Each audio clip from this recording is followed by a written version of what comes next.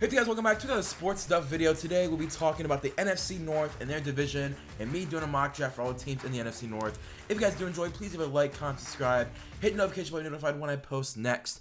I'm very excited to almost be done with this series. Then we'll be doing my quick, end of the drafts, research seasons, rankings on most of these positions.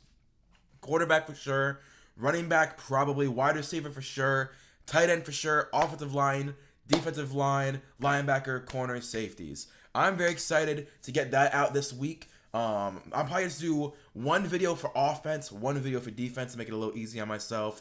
So let's get into this video with starting off with the Lions. So the Detroit Lions, I think, are in a great position for their franchise. Now, today there was a lot of things came out with the Lions where in their team 4 people got suspended, including Jameson Williams, suspended 6 games due to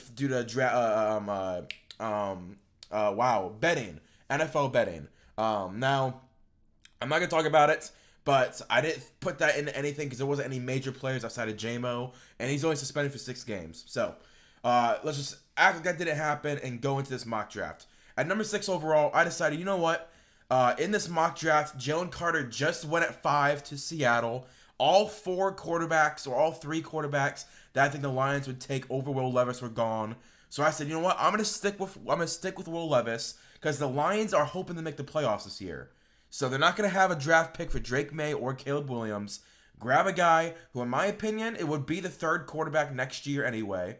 Grab him, sit behind Jared Goff for a season, and boom, next season you got your quarterback for 4 years.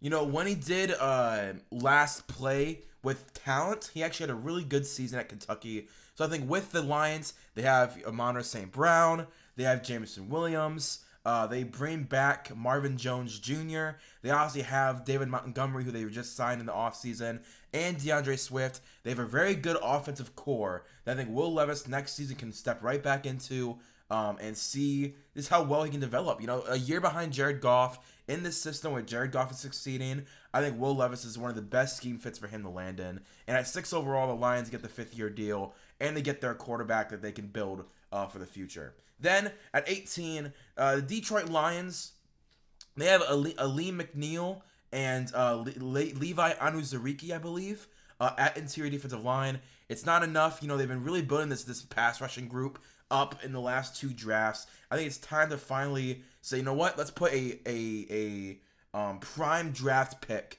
into this defensive tackle room. Kalijah Kancey, he's undersized, but I think he's the kind of guy that Dan Campbell loves. He's definitely the go-getter. He's the kind of guy that has the energy that he loves. You know, the tough, hard-nosed, bite the kneecaps off of players. I think Kalijah Kancey fits that kind of mold as a very tough and physical player, even at a smaller frame. Kind of like Aaron Donald, obviously, from Pitt. That's why he's been getting so much hype, so much comparison to Aaron Donald, because they both have that anger and ferocity, and they're both undersized. Then, at number 48 overall, I don't care that they signed Alex Anzalone. They signed Alex Anzalone to a 2 or 3 year deal. I don't care. I have Jack Campbell to replace him immediately.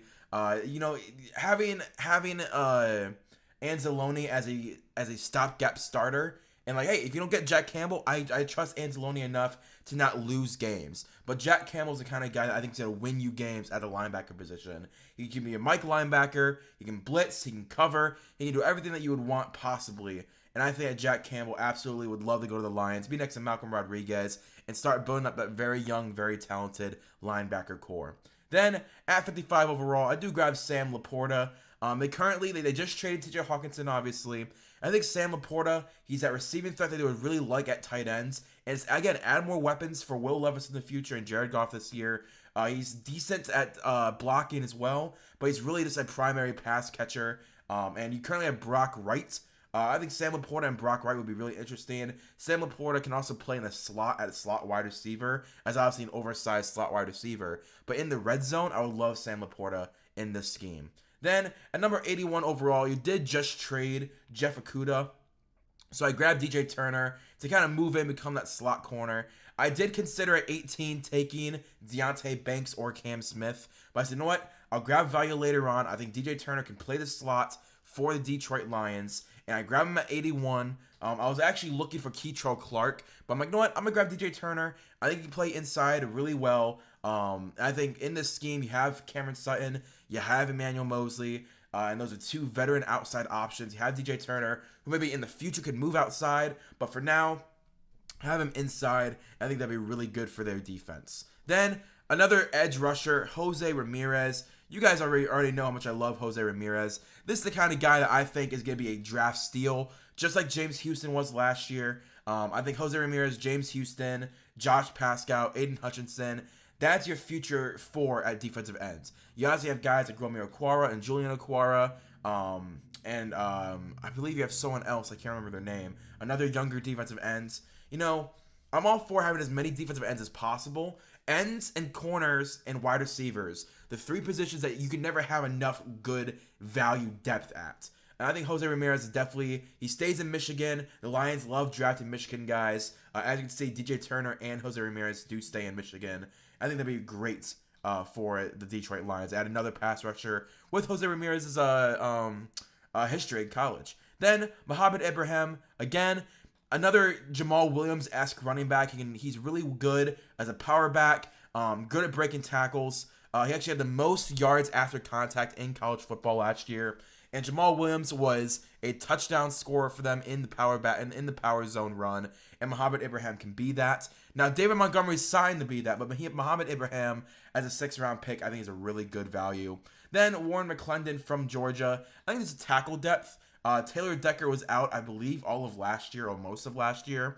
So just grab more tackle depth. It never hurts to have more guys on the offensive line. I don't think it's as important as defensive end, corner, or wide receiver, because I think there's enough fine tackles out there. And in the 6th round, there's enough fine tackles in the world. But Warren McClendon maybe can be, something that you could build as a 6th or 7th man on the offensive line. But yeah, A-, I agree. I'd probably go up to an A overall. I mean, you get a future quarterback, a starting defensive tackle, starting linebacker, starting tight end, starting corner, a rotational edge rusher, a solid backup running back, and a solid backup tackle prospect. I like that draft for the Lions. Then, moving on, we have the Chicago Bears. So, the Bears were very interesting in my opinion. There's a lot of things that I want to do when I saw that I was drafting for the Bears. Obviously, they got their franchise quarterback. They finally got a franchise wide receiver number 1. So you don't need to force yourself into taking Jackson Smith and Jigba, for taking Quentin Johnston. You can just take the best prospect at number 9 that was on the board. I grabbed Lucas Van Ness, the power edge, coming off the edge from Iowa. Power rusher. I really like Lucas Van Ness. I think there's a lot to like about him. He wasn't high on my board early on into the draft process, but over the last couple weeks, I've been like, okay, I see why people like him. I really do. I think he has versatility at 3 tech and outside as well. He'd definitely be a primary outside pass rusher for me. He played 155 snaps and 164 snaps at A gap and B gap, and 240 outside tackle snaps.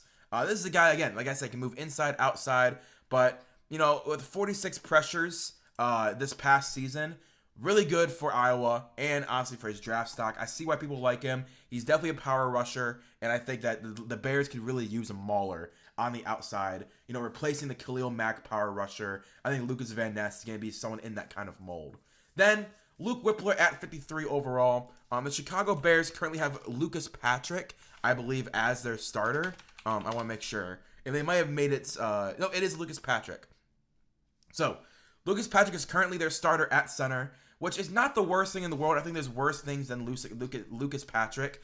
For example, having Sam Mustipher at center was probably the worst thing that they had last season going for him. Now, you bring in Luke Whippler, in my opinion, the number 1 center in this class. He can start for you immediately. Really good in run defense. I like him in pass offense as well. I think he'll be solid enough for you in both of those that you won't have to worry about center for the next 5 to 8 years of his career.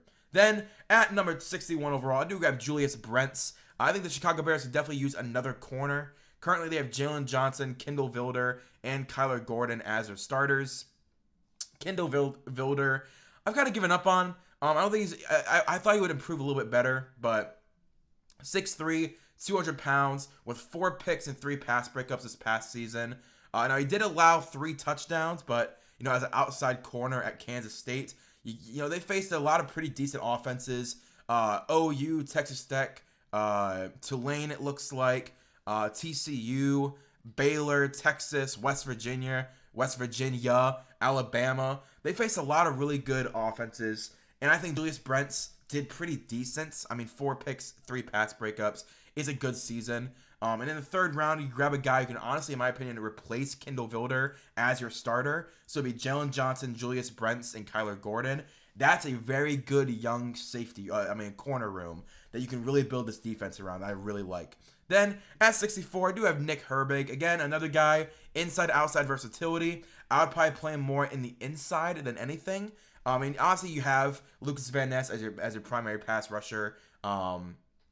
Instead of Rasheem Green, probably. And instead of Andrew Billings, I could see Nick Herbig being moved into defensive tackle. I think that'd be a really good pairing with Lucas Van Ness, another guy that I think has a lot of power to him and has a lot of versatility on the defensive line. Then in the fourth round, this team has had a really good history of drafting late round running backs. I think Deuce Vaughn could be another guy like that. A guy who he's not tall, he's not very tall, but he is a speedster. Like, he is a pure athlete at the running back position who knows how to play running back. And currently, the Chicago Bears, they lost David Montgomery last year in this past offseason in free agency. You signed Deontay Foreman. You have Khalil Herbert. In my opinion, they both can't start for you. I like Khalil Herbert a lot. I think he'll get a lot of snaps. But if I'm them, I would really like Deuce Vaughn to come in, be that lightning running back to Khalil Herbert's thunder, have them be the young 1-2 punch, and maybe in the future get a more primary running back,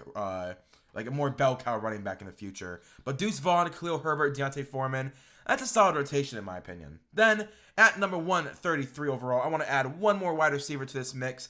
I add Xavier Hutchinson. Again, Hutch is a guy that I have been very high on this entire draft process. Out of Iowa State, this past season had 1,100 yards and 6 touchdowns, 6'2", 200 pounds. I think he could be a really solid outside wide receiver in the NFL. Maybe not like a primary like X or Y, but maybe like the 5th wide receiver on the team. And currently, you have a lot of at 4, 5, and 6. Your 4th receiver is Equanimous St. Brown. Your 5th is Velus Jones, and your 6th is Dante Pettis. So yes, you are adding another day 2. I guess this is early day 3. Another mid-round wide receiver to this offensive core with Velus Jones last season. But I think Xavier Hutchinson and Velus Jones are completely different roles. Xavier is more of an outside, Velus Jones is more of an inside wide receiver, and I think with his size, adds more red zone threat to this offense. Then, Kobe Turner at 136. I think Kobe Turner could start for them, man. I like Justin Jones enough to where I wouldn't cut him or anything, but Justin Jones and Kobe Turner could definitely rotate minutes, and I think that'd be really solid for the development of this defense as a whole. Then, at number 148, Jackson Kirkland, another guy who I think, with the right development, could become a starter very, very quickly in the NFL. Currently have Cody Whitehair and Nate Davis at guard. Jackson Kirkland back up Cody Whitehair, and I think give him a year or 2 to develop. Jackson Kirkland might start for you. Like, he's the type of guy that if he can really develop in how I think he can develop into a pretty solid player. Then at 218 in the 7th round, I grab Michael Jones. It might be Mikel Jones, but he's 6'1", 224. Played most of his snaps at Mike linebacker. 53 tackles last season.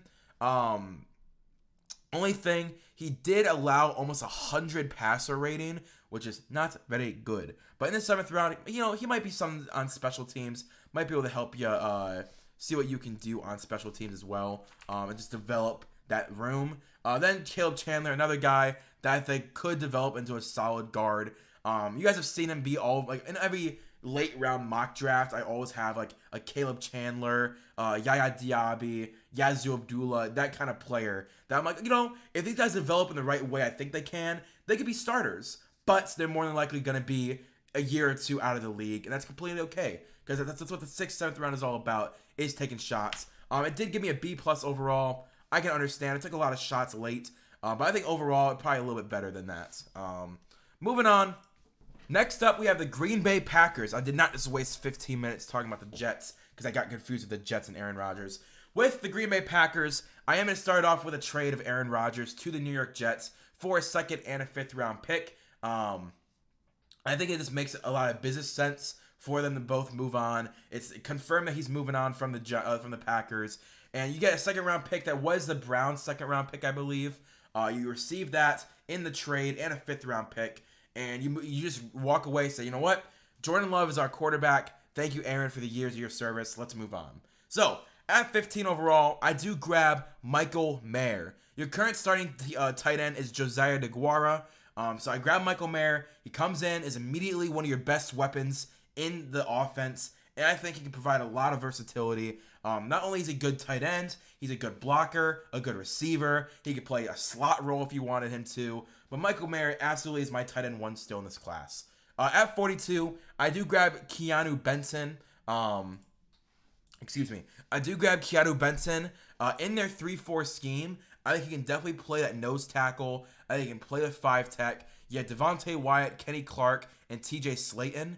If you want to have Keanu Benson take over for TJ Slayton, you can, and have him play the nose. But I think 100% Keanu Benson can play either nose or a 3-4 defensive ends behind Devontae Wyatt. But if you're going to spend a number 42 pick overall, he's probably going to start over TJ Slayton. And I think he would be better than TJ Slayton. At pick 42, that's valuable. Then at 45, you got Tuli Tuipulotu out of USC with 54 pressures last year, 6'3", 266. Again, he's a 3-4 defensive ends. So now that's where you get your depth. In my opinion, they don't got enough depth on their defense. You know what I mean? I think Tuli, he does sit behind Devontae Wyatt and Kenny Clark. And besides him, there's only one other backup at 3-4 defensive end, and that's Chris Slayton. So in my opinion, Tuli becomes that third 3-4 defensive ends. And in my opinion, that's really valuable. 56 pressures. You can definitely get playing time coming in to relieve Kenny Clark and Devontae Wyatt. And I think there's a reason that they haven't signed anyone, because I think they're eyeing a guy like Tuli, a guy like Nick Herbig to be their 3-4 defensive end backup. Then at 78, I do grab THT out of TCU.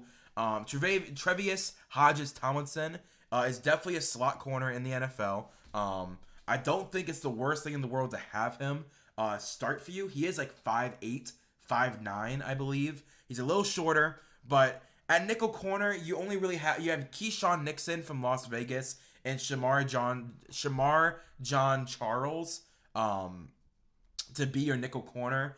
And if I'm them, I'm saying, you know what? I'm going to grab THT. He starts day one. You currently have Jair Alexander, Rasul Douglas, and Eric Stokes as your 3 outside corners. Bring in THT to be your slot. Have him and Eric Stokes probably fight out for more playing minutes. I think THT, if he was taller, absolutely could be a better corner on the outside and probably be drafted, probably in the second round. But I think this is his cap. The highest he can go is, mid to late third round just because of his size. Then at 116, I do grab a steal in JL Skinner. If he did not, I believe, tear his Achilles early in the draft process, he'd be a day 2 pick, real early day 2 pick. But the Packers are going to take the value of JL Skinner to be their free safety. They have Darnell Savage at strong safety. They have Tavarius Moore currently as their free safety. I think JL Skinner, day 1, the minute he's healthy, he's on that field as their free safety. I like his size. I like his tackling ability. And again, the only reason he's not higher is because of his injury. Then, at number 143, I do grab Troy Brown. 6'1", 220. I think he's a solid first and second down back to be your run stopper. He had 15 coverage stops last year, 74 tackles. I think he's going to be a really solid linebacker in the first and second down. Obviously, the Packers last year, they grabbed Quay Walker in the first. They also have Devondre Campbell and Isaiah McDuffie, who I like Isaiah McDuffie. But, Troy Brown, bring in another guy, relieve the pressure off of Devondre Campbell to have to, force him to be the all-pro version of himself. He's aging. He's like 31, 32 years old. Get Troy Brown, relieve some of that pressure in the 5th round, and I think he can definitely find a rotational role in this Packers defense. Then, I do grab Carter Warren. Again, I like grabbing depth tackles, in my opinion. 6'5", 311. He did tear his meniscus last season. Otherwise, I think he was due for a really solid season. He does play left tackle, and currently you have David Bakhtiari as your left tackle. Maybe he can be something, maybe he won't. I think just grabbing a left tackle to maybe build into your future starter is worth it. Especially in the 5th round. No one in the 5th round is expected to become a franchise piece, but if you can get it for basically nothing, why not try? You know what I mean? And that's kind of how I'm feeling on Josh Whyle out of Cincinnati. 6'6", 250, played 12 games last year, had 326 yards, 3 touchdowns, really solid run blocker as well. Give him, put him part of the rotation. Him, Josiah DeGuara, and Michael Mayer, I think he's a really solid young tight end group. Then, Tavion Thomas in the 7th round. He's a special teamer. I like his speed in the special teams. Same with Jake Bobo. I think Jake Bobo has upside as a kick returner. Or, if you want to put him in the slot, you'd then have Christian Watson, Romeo Doubs, and Jake Bobo, which I don't think would be the worst thing in the world either. At 242, I'll grab MJ Anderson. I want to grab someone, again, more 3-4 outside, 3-4 defensive end depth.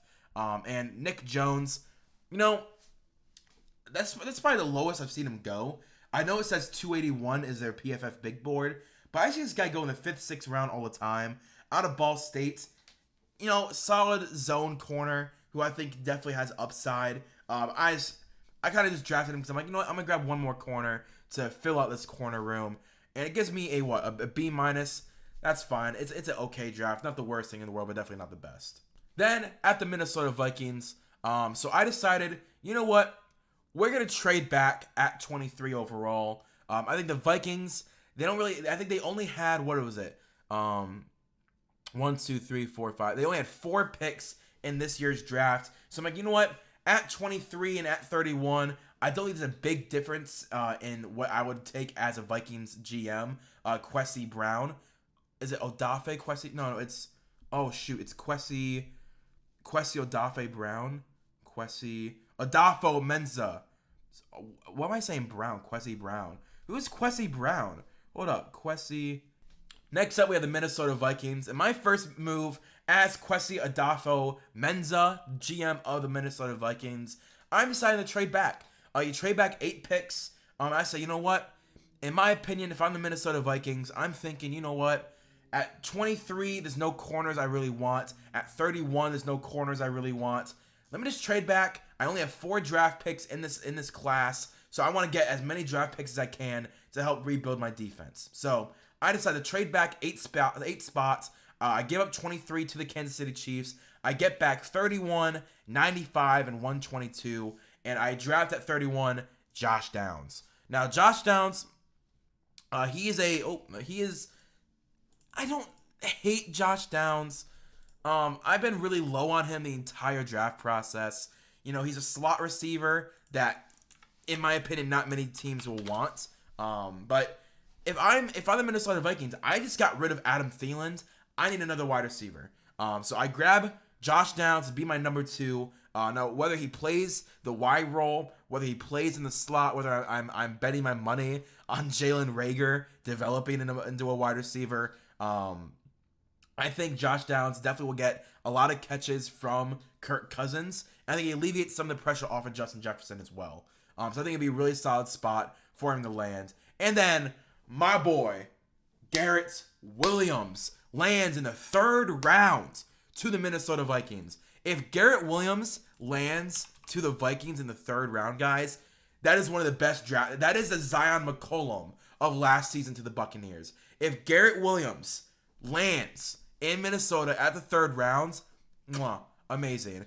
I mean, this is a team that's going to run crazy off-zone coverage. And Garrett Williams is a off-zone coverage.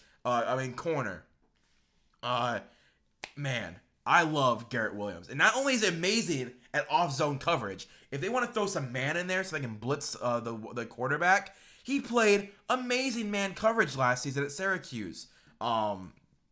Sadly, he did tear his ACL. 7 games. He only played 7 games last year, but those 7 games he played, guys, was some of the best corner football that I saw in this class. And there's a lot of good corners. If Garrett Williams didn't tear his ACL, he'd probably be an early day 2 pick. I don't think he'd be a first rounder, but he'd probably be in the top 50, top 45 picks. He slips, obviously, to the third round for me, and he's my quarterback number 1 for the Minnesota Vikings. Obviously, you did sign, where's his name? You did sign Byron Murphy. That's what I'm looking for. You did sign Byron Murphy. You do have Andrew Booth Jr. from last year. This is the last corner to finish out that cornerback room to start for you, and I love it. Then at 95 overall, I do have Carl Brooks out of Bowling Green. Another guy that I love his versatility. He's going to be a 3-tech in the NFL, but guess what you need in Minnesota? You need a 3-tech. You have Dean Lowry, you have Harrison Phillips, then you have some guy that I've never heard of named Kiris Tonga at 3-tech. No longer.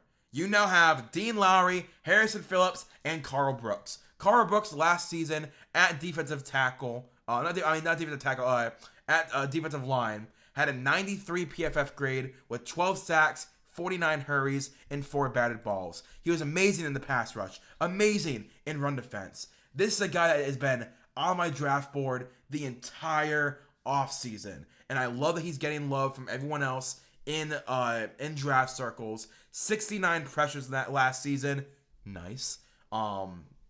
And most of his hype came from the Senior Bowl, but in my opinion, Carl Brooks has been amazing for the last 2 years. In 2021, he had a really good season. 2022 built upon it. This is a guy who's building on top of his skill, constantly developing into a better player. And that's what you want from a draft pick. You want to see improvement every season, and Carl Brooks has done that. Then at 119 overall, I grab Ivan Pace Jr. Out of Cincinnati. 5'10", 230, a little undersized, but guess what you need in your team? You need a middle linebacker. You have Brian Asamoah, you have Jordan Hicks, you have Troy Dye and Troy Reader. I'm going to add Ivan Pace to the mix. I think he's a guy on first and second down, same thing. I think he's a solid run defender. I think he's a pretty decent pass blocker as well. He had a really good pass rushing and run defense grade. Again, not the best coverage grade at a 70 overall, but I think overall he has a really solid run stopper. 50 run stops last year. That's second in this class. Second in college football at run stops. 19 coverage stops. That's top 10 in this class. In college, why am I keep saying this, guys? In college football. This is a budding linebacker star that you're going to get in the 4th round. And again, he's building and building on top of every season he's played. Had a bad 2020, good 2021, excellent 2022. I would love to see what Brian Flores can do with Ivan Pace.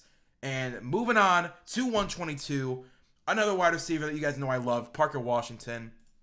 This is your prototypical wide receiver 4. Parker Washington is, in my opinion, one of the most slept-on wide receivers in this class. I'll just be honest. I'll be honest with you. This is a guy who's 5'10", 204, who can be your wide receiver number 2. Straight up, wide receiver number 2. Only had 600 yards last year, 2 touchdowns, but I don't care.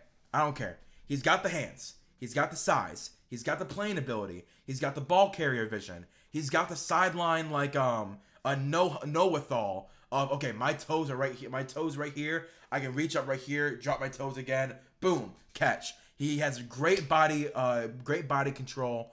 Great Great after the catch ability as well. I love Parker Washington out of Penn State. If the Browns could get Parker Washington, I would buy a jersey immediately. That's how much I believe in Parker Washington, fitting in almost any scheme. And you get Josh Downs to be your slot, you grab Parker Washington to be your outside wide receiver, and that's already added to a room with a KJ Osborne, a Jalen Naylor, a Jalen Rieger.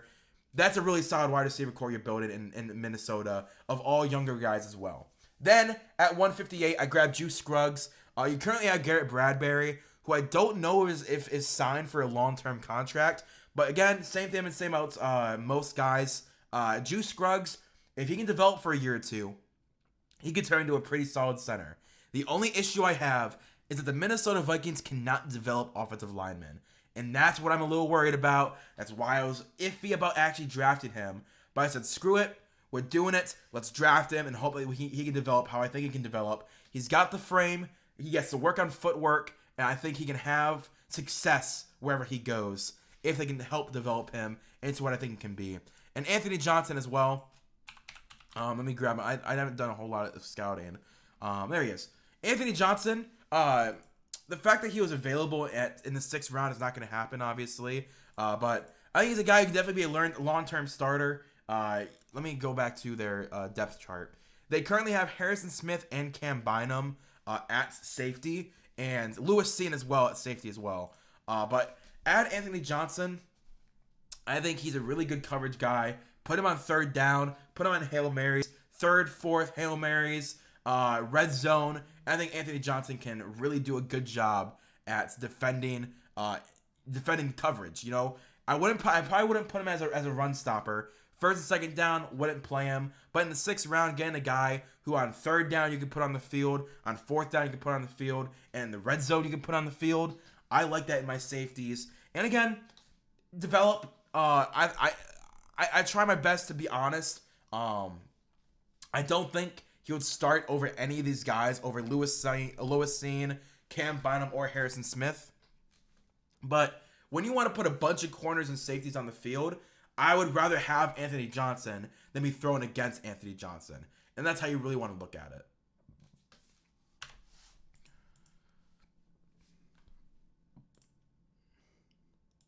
And that's it for today. So if you guys did enjoy, please give a like, comment, subscribe, hit the notification bell to be notified when I post next. I'm very excited for the NFL draft. Hopefully, I got one more video of the AFC North, and hopefully after that I can get my draft rankings of offense, defense, and on Wednesday is going to be my final mock draft of the 2023 NFL season. I'm very excited about that. And if you guys do enjoy, please give a like, comment, subscribe. I'll see you guys later. Peace and bye.